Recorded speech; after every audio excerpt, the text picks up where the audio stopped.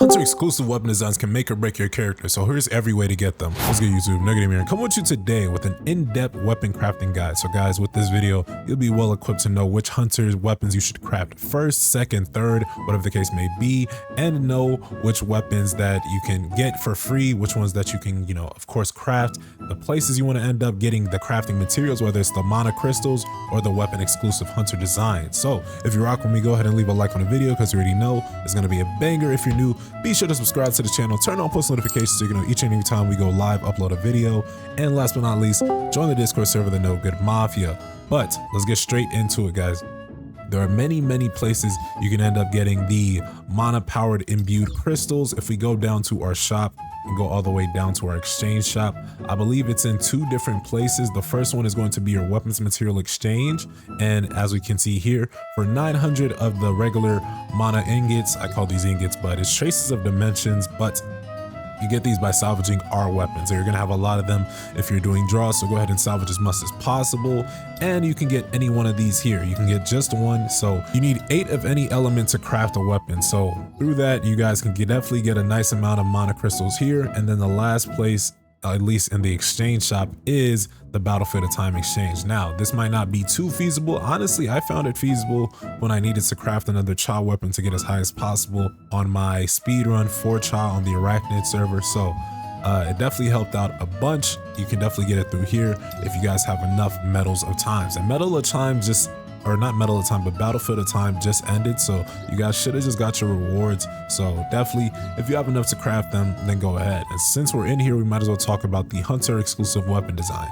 You can also get this in Medal of Time or Battlefield of Time exchange. I can get 2 right now, but there's 3 per reset, so this will reset in 17 days. So if you don't have enough to get it now, you can maybe get it by the end of the Egress run, and you can probably get it by whatever next boss that they will have. So keep that in mind. If we swing on back to weapons material exchange, we can also get it here. I already got it. You can only get 2 per of these if you have enough of the purple ingot or mana powered imbued casting, and you get these by salvaging SRs. So on the Hunter or Genu side, you might want to do this. And guys, honestly, there's no better time to drop this video because the exchange shop actually resets in a day and 4 hours, which is basically daily reset. So you guys will definitely see this video after daily reset hits, so you have less than 24 hours to follow this guide. Honestly, this might be the perfect time.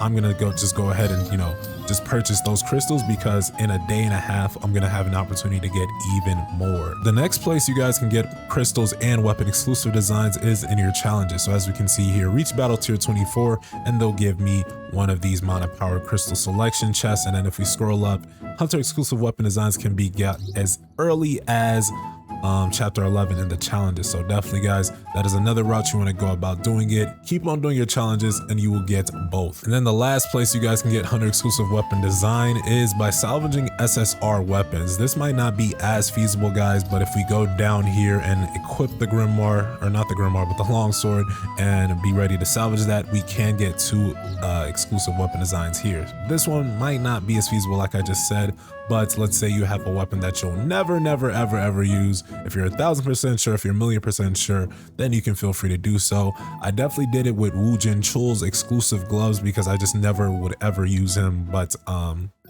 yeah, guys, that's just an idea. If you get an SSR weapon that you know you'll never use, then you can try that out. I personally don't think you want to salvage any of Sun Jinu's weapons, but definitely on the Hunter side, it's definitely debatable, right? Let's say if you're going for Alicia's current event, but you don't have Alicia herself, you can definitely salvage that event. So if we go here, you'll get it at 1,500 points. There's going to be a lot of exclusive ways to get her weapon. So whether it's the capsule draw, you can get it at 100 draws, right? So even if you're free to play and you're logging in, you're doing these missions, you will get Alicia's weapon, even if you're not pulling for Alicia this round. So that's another way you can get it. You can definitely salvage that. You don't want to use exclusive weapons on other hunters. That's not feasible, guys. You want to be able to get exclusive weapons for those specific hunters.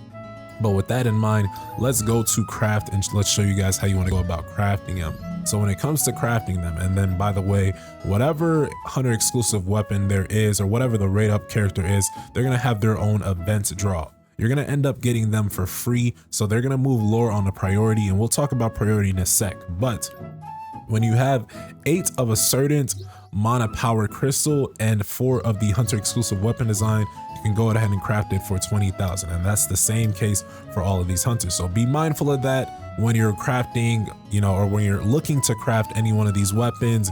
You can craft them by, you know, just looking up here and seeing what their element is, and that'll tell you what type of crystal you need. So for Cha, we have 8, right? But for Mean, we have, or for Cha, we have 0 out of 8. And for me, we have 16 out of 8, right? And then you can see the rest for the other hunters, see what's craftable, see what's not. And by the way, if I'm not wrong, then the weapon, the crafting material icon in the top left lets you know if you can craft it or not. So if you don't see this icon in the top left, I literally just found that out as I'm talking, but you can definitely know what you can craft, what you can't craft. So the dark hunters, we can craft those because we have 16 out of 8. Choi's we can craft because we have 13 out of 8. Even Woojin Chuls we can craft because we have 16 out of 8, right? But light hunters we can't craft, and water hunters we cannot craft. But with that in mind, let's talk about the hunters that you actually want to craft, or whose weapon do you want to craft. So if we go to our hunters right quick, I have basically every hunter except maybe what's his name, Silvermane Beck. Or actually, I think it might be better to go to the codex real quick.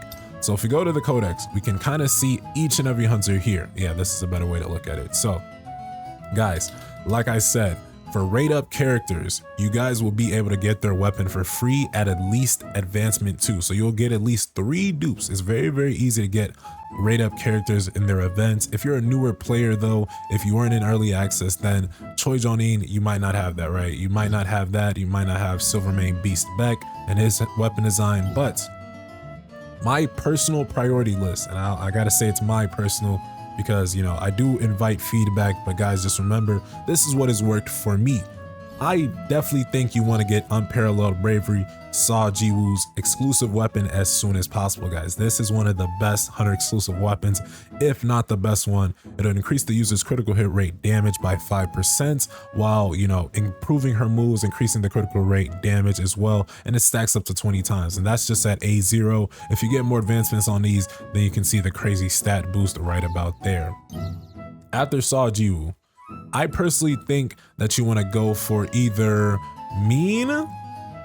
If not Mean, then you might want to go for Emma. Now with Mean, he has the Eternal Slumber SSR exclusive weapon, and when he uses Heavenly Blessing, the user and team members' damage dealt increased by 4% for 16 seconds. This is a nice stat boost. It also boosts his attack by 2.5%. Again, at the A0 tier, you can see how ridiculous it'll get the more dupes you may have, so definitely keep that in mind. And then if we roll on over to Emma and look at her Night Thoughts, it increases her damage dealt to targets affected by break by 4%. And when she uses her heat absorption, the user's damage dealt stacks by 1.5%. And that can stack up to 4 times at the A0 tier. Now guys, now is where we talk about lower priority characters. So Cha Hei already had a rate up weapon event. So I personally don't find hers, you know, that important to craft, because you had a lot of ways you could get it when she had her rate up. When her rate up banner was up, you can get it at least A2 for free. So on the free to play side, it might not be feasible. Now Cha is an important character. You want to get her hunter weapon as high as you can, honestly. But as far as priority lists, you definitely want to go Saw Jiwoo. We can probably go to Mean, then we can go to Emma. Like I said, characters that already had a rate up. So that's Choi had a rate up, Cha had a rate up, Alicia had a rate up, Silvermane Beast Beck had a rate up. So they get marked with an asterisk. Now they are important characters that you should probably want their weapons for. And if you weren't early access, or even if you started playing the game today, you won't have access to the last 3 we just said, the Choi, the Beast Beck, and the Cha Hei, right? But I just won't mention them a little bit too much. But after those, 7 in mind, there's really only 5 more to talk about. So that's Woojin, Chul, Huang Dong-su. I'd probably put them at last in priority, wouldn't craft their weapons at all. Lim Tae does have a very good weapon on his intercept. It increases his dark damage by 4%, and then when he uses a basic attack within 10 seconds after using his quick typhoon, it increases his attack by 6% for 30 seconds, and that can stack up to twice. So some dupes on that would be very nice and lovely. Baek Yoonho for his suppressed White Tiger's Soul, it increases his light damage by 4%. When attacking targets with the white flames, it increases his user's defense by 5% for 20 seconds. That one's not bad. And then lovely Lee Bora, she has her solid logic, and then it increases her user's attack by 2%, 2.5. And then the target's hit by strengthening charm have both the critical damage they take from critical hits and their chance of receiving critical hit damage increased by 2.5% for 10 seconds. So guys, definitely, you do want to consider these three. I'd put these in probably like medium priority. I would say it goes medium priority for Limte, Beck, and Libora. Solid priority for Choi Jong-in, Alicia Blanc, Cha-Hae, and then major or utmost important and priority for Saw Ji-woo, Emma Laurent, and Ming Byu-gyu. But what do you guys think? Let me know your thoughts below, and while you're at it, be sure to leave a like on the video. If you're new, go ahead and hit that subscribe button, turn on post notifications so you can know each and every time we upload a video, go live. Last but not least, join the Discord server, the No Good Mafia. And that is it for today, y'all. I'll see you guys in the next one. Peace.